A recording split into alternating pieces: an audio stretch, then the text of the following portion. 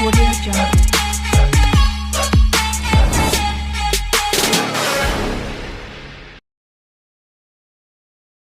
नमस्कार मित्रांनो, मी तुमचा मित्र राज. जीवन एक अश्वमेध या आपल्या मराठी युट्यूब चॅनल मध्ये तुमचं सर्वांचं मनापासून सहर्ष स्वागत करतो. आय होप सर्वजण छान असतील, स्वतःची आणि इतरांची काळजी घेत असतील. त्यासोबतच मित्रांनो, आयुष्याचा हा प्रवास करत असताना दुःख नावाची वादळे, संकटे, प्रॉब्लेम्स आयुष्यात येतात. त्या दुःखांना, त्या अडचणींना, त्या संकटांना मात करत आनंदी राहण्याचा प्रयत्न करा. कारण आयुष्य म्हटलं म्हणजे या गोष्टी येणारच आहेत. म्हणून त्या हसतमुखाने स्वीकारा, मानसिकता खराब करू नका आणि आनंदी राहण्याचा प्रयत्न करा.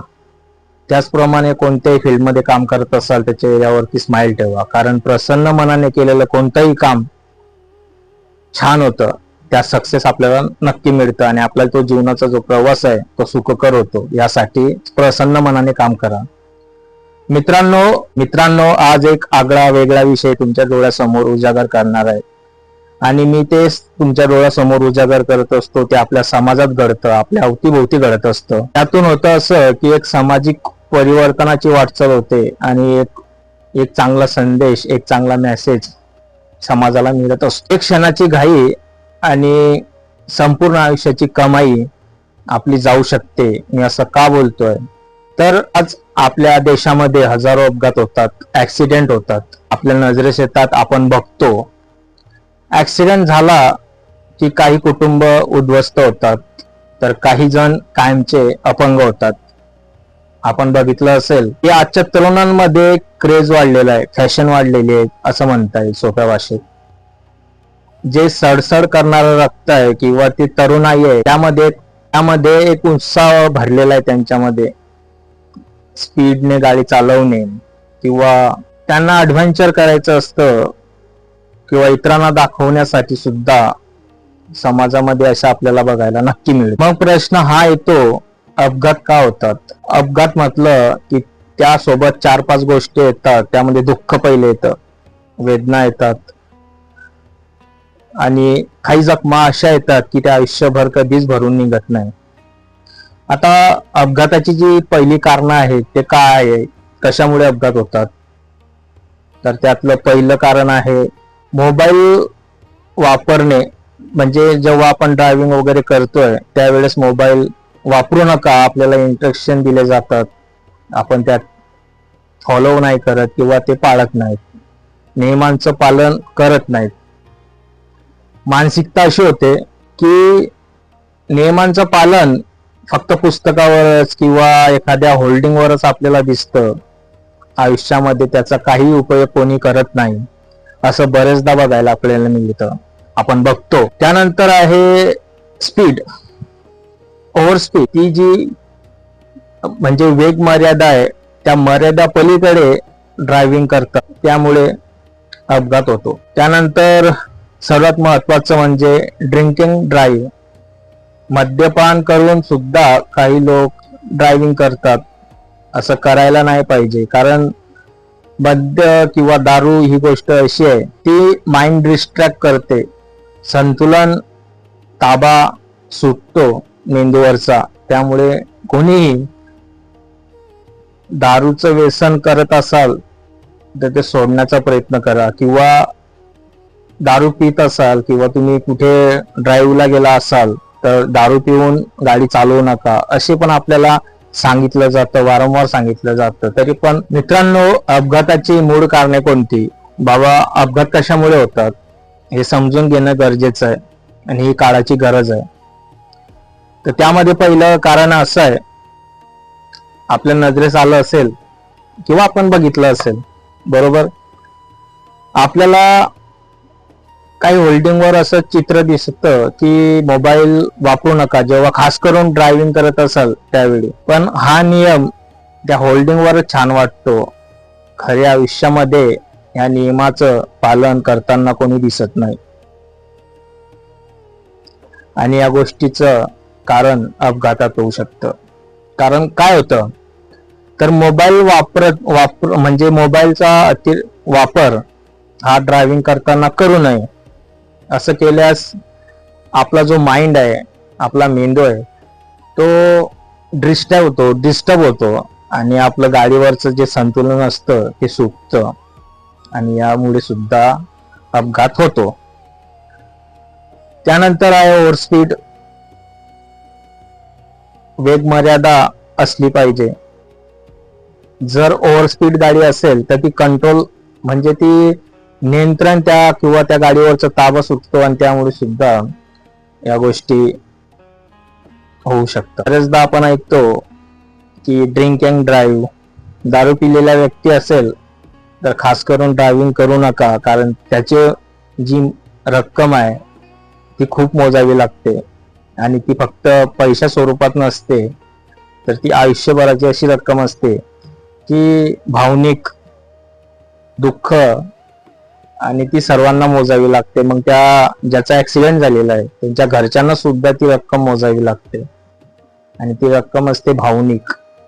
एक बॉन्ड असतो आपल्या परिवाराशी आपला असलेला, की घरातल्या एखाद्या व्यक्तीला जर दुःख झालं तर ते दुःख त्यालाच होत नसतं, ते इतरांना सुद्धा होत असतं. म्हणून काही गोष्टी हाताळत असताना किंवा ड्रायव्हिंग करत असताना शक्यतो मद्यपान करू नये असं वारंवार सांगितलं जातं, पण तो नियम आयुष्यात लागू होत नाही. जे करतात त्यांच्यासाठी तर बेस्टच आहे. मित्रांनो, कधीही मद्यपान करून किंवा ड्रिंकिंग करून ड्राईव्ह करू नका असं वारंवार सांगितलं जातं, तरी करतं. म्हणजे आपल्या मानसिकतेचा हा प्रश्नचिन्ह आहे की असं का होतंय, असं होऊ नये यासाठी आहे. नंतर हेल्मेट किंवा सीट बेल्ट न वापरणे. हेल्मेटने आपलं जे डोकं आहे ते सुरक्षित राहतं. बाबा गाडी स्लिप झाली किंवा काय झालं तर डोक्याला मार नाही लागत, कारण ते सेफ्टीसाठी हेल्मेटचा वापर नक्की करावा असं मला वाटतं. किंवा सीट बेल्ट.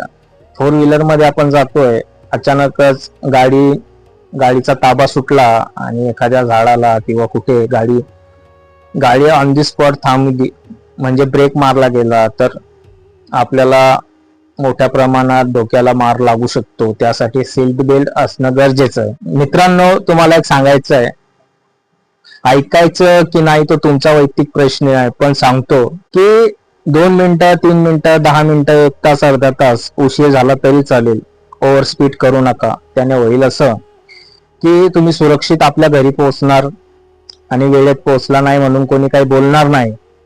म्हणून घाईपेक्षा सुरक्षितेला महत्व द्या आणि इतर चालकांचा आदर करा. असं आहे की गाडी चालवत असतो एक जण आणि आपल्याला दुसरा कोणी ओव्हर स्पीडने कट मारून जातो, या गोष्टी थांबल्या गेल्या पाहिजे. कारण फक्त ऍक्सिडेंट त्याचा नाही होणार, सोबतच्याचा सुद्धा होतो, मागे बसलेलाचा सुद्धा होतो. वेदना त्याला पण होतात, जखमा होतात, अपंगत्व येतं. हे येऊ नये यासाठी इतर चालकांचा सुद्धा विचार केला पाहिजे की आपण असं कृत्य केलं तर समोरच्याला सुद्धा जीवहानी होऊ शकते. म्हणून काळाची गरज आहे. जे नियम दिलेले आहेत त्या नियमांचं पालन झालं पाहिजे. मित्रांनो, एक सोपं उदाहरण देतो, झालेलं उदाहरण देतो. आता आपल्याला माहित आहे लग्न वगैरे प्रत्येक जण अटेंड करतो, कोणी गाडीने, कोणी 4 व्हीलरने, कोणी ट्रकने, कोणी कशाने, म्हणजे ज्याला साध्य होईल त्या स्वरूपाने तो जातो लग्नामध्ये. कारण एक समाजशील किंवा समाजामध्ये राहतो, या गोष्टी आपण करतो. त्या स्वरूपाचे लोक येतात, पाहुणी मंडळी येतात, लग्न होतं, कार्य होतं, सर्व गोष्टी होतात. त्यानंतर आजची तरुण पिढी एक गोष्ट स्वीकारते, घाई जास्त करते. आणि घाई अशी करतात की लग्न लागलं, जेवण केलं की त्यांना घरी परतण्याची त्यांना घाई होते. त्यासाठी 2 मित्र असतात, स्कूटीवर बसतात आणि बसल्यानंतर स्कूटीचा स्पीड वाढला जातो. आई बाबा सांगत असतात की बाळा आमच्या सोबत चल, गाडीने चल. आता त्यांचा मुलगा त्याला एवढं सांगितलं सुद्धा ऐकत नसेल तर आई बाबा बोलतात ठीक आहे तुम्ही जावा स्कूटीने. मित्राची स्कूटी असते, मित्र गाडी चालवत असतो, सोबत त्याचा एक कॉमन मित्र असतो, तो बसलेला असतो मध्ये. आणि जे स्पीडने जातात त्याच्या मागे लग्नाची जी गाडी असते ती जात असते आणि हे मित्र त्या गाडीला फॉलो करत असतात. अचानकच स्कूटीचा वेग वाढला जातो आणि एक वळण येतं किंवा एक टर्न येतो स्कूटी जोरात असल्यामुळे नाईलाजाने म्हणता येईल किंवा काही गोष्टी घडतात. तसंच यांचा जो गाडी स्पीडला असते त्या स्कूटीचा स्पीड जास्त असल्यामुळे आणि अचानकच टर्न आल्यामुळे त्या गाडीचा ताबा सुटतो आणि तिघं मित्र एका डिवायडरला जाऊन म्हणजे जोरात त्यांची धडक होते डिवायडरला. जास्त कोणाला लागत नाही, पण तिघ मित्रांना पायाला खूप भयंकर जखमा होतात आणि जो गाडी चालवत असतो त्याला डोक्याला मार लागतो. त्या गाडीचा पाठलाग करत किंवा ते येत असतात, त्या गाडीतील सर्व त्यांचीच लोक असतात, त्यांना उचलतात, हॉस्पिटलमध्येच घेऊन जातात. नंतर डॉक्टर बोलतात की सर्व ठीक आहे, पण आई वडिलांचं जे हळवं मन असतं त्या मनाला एक प्रश्न पडतो की हा मुलगा आमचं का ऐकत नाही. एवढं सांगत होते, समजवत होते. म्हणजे एक भावनिक क्षण पण ह्या गोष्टीमध्ये येतो आणि या गोष्टी समाजात घडतायत. आई वडील वारंवार सांगतात मुलांना की बाबा सांभाळून जा, आमच्या सोबत चल, तर त्यांना ते नकोसं वाटतं. मग असं काहीतरी मित्रांसोबत जाऊन कुठेतरी गाडी आपटते, काहीतरी होतं. असं होऊ नये म्हणून आई वडिलांचा पण आदर करायला हवा, मित्रांचा पण करायला हवा. पण ओव्हर स्पीडमुळे काही गोष्टी घडतात समाजामध्ये, ते कुठेतरी बंद होईल असं मला वाटतं. आईवडिलांचं ऐकून घ्यायला पाहिजे होतं. म्हणजे काही त्या पायाला जखमा होतात, त्या जखमा भरतात, पण आईवडिलांच्या मनामध्ये आपल्या मुलांविषयी जी भीती असते ती वाढत जात असते. कारण त्यांना माहित असतं की आपल्याला फक्त आपला मुलगा आधार देऊ शकतो. या जगामध्ये कोणी कोणाचं नाहीये.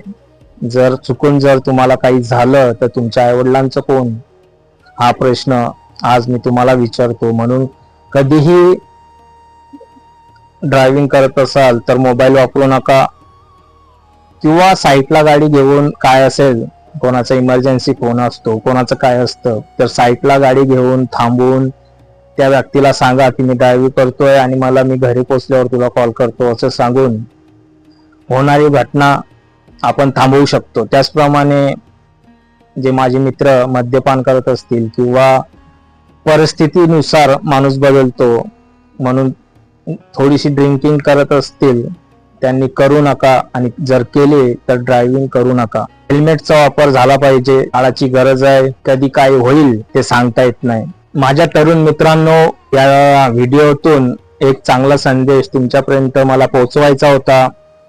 आय होप तो पोहोचला गेला असेल आणि या व्हिडिओतून तुम्हाला खूप काही गोष्टी शिकायला मिळतील. जसं की आईवडिलांचं ऐकलं पाहिजे, कारण या जगामध्ये फक्त आपल्यावर निस्वार्थपणे प्रेम करतात ते म्हणजे आईवडील असतात. आणि या जगामध्ये कोणी कोणाचं नाही आहे. तुम्ही फक्त तुमच्या आईवडिलांचा विचार करा. बाकी आयुष्यभर या गोष्टीसाठी वेळ असतो. आयुष्य असेपर्यंत चुकीच्या गोष्टीला प्राधान्य देऊ नका किंवा त्या स्वीकारू नका. आपण चांगले असाल तर आपला परिवार पण चांगला असतो. म्हणून आपल्या परिवारासाठी वाहनांचं जे काही नियम असतील, वाहतुकीचे काही नियम असतील, त्यांचं पालन व्हायला पाहिजे. व्हिडिओचा निरोप घेताना काही लाईन सांगतो, ते लक्षात ठेवा की महत्वाचं म्हणजे स्पीड वाढला, रोमांच वाढतो, ऍडव्हेंचर मिळतं आजच्या तरुणाला, पण संयम ठेवायचा. आजच्या तरुणांनी संयम ठेवायचा.